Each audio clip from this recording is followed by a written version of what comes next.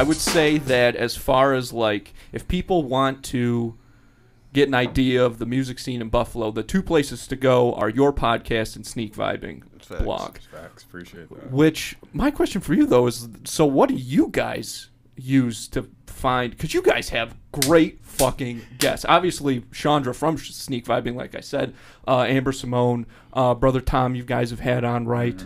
We were just talking about DJ 360. How do you guys find guests for the show? Like, where do you look? Honestly, like I was looking. I went to performing arts, and so I know a lot of artists just as friends.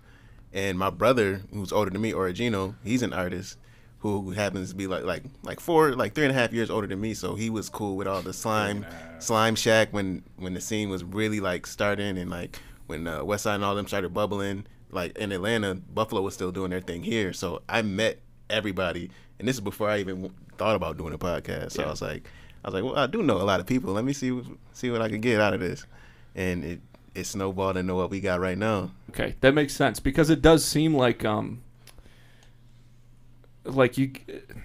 guys looked around and you're like, something's missing.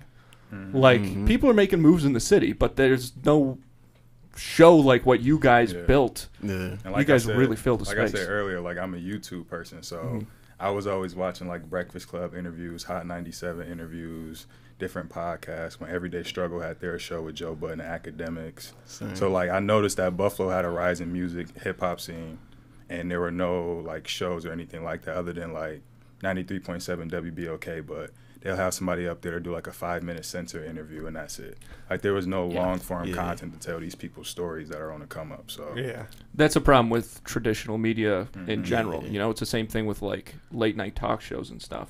Like somebody goes and they sit down for like 7 minutes. It's all fucking planned out and like shitty. Like people right now, I think, are buying into people. They buy into personalities, and the only way to get to know somebody is to have a long form conversation with them. You know, and not necessarily just talk about the things that a lot of people are already going to know. Right? Like let's get into it. Let's get a little of their personality shown and stuff. Why are you attracted to making music this way? Why do you think this way?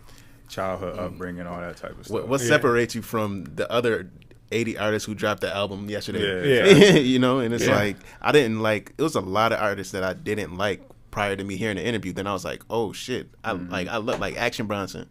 I didn't. Same. I first heard him, like, oh, this dude's being corny. He's trying to sound like Ghostface. Then I saw him in the interview. I'm like, oh shit, this is actually who he is. Let me buy in. And I'm like, oh, I fuck with this dude. If you're an artist and you do a good interview and people can relate to it, and they're like, oh, like I could be friends with this guy. It's almost like the good version of that fucking thing they say about politics all the time. Like, oh, he looks like a guy you could have a beer with. But in this case, that's like a good thing. Yeah. If you can relate to somebody like that and make them feel that way, I mean, they're going to be ride or die with you. You got a fan for life. That's a fact. And then even if you don't necessarily like their music, or maybe the music they currently have out, when they drop again, you're going to tune in because you listen to a podcast or whatever where you fell in love with their personality. So it's like, okay, I'm going to give their music another try.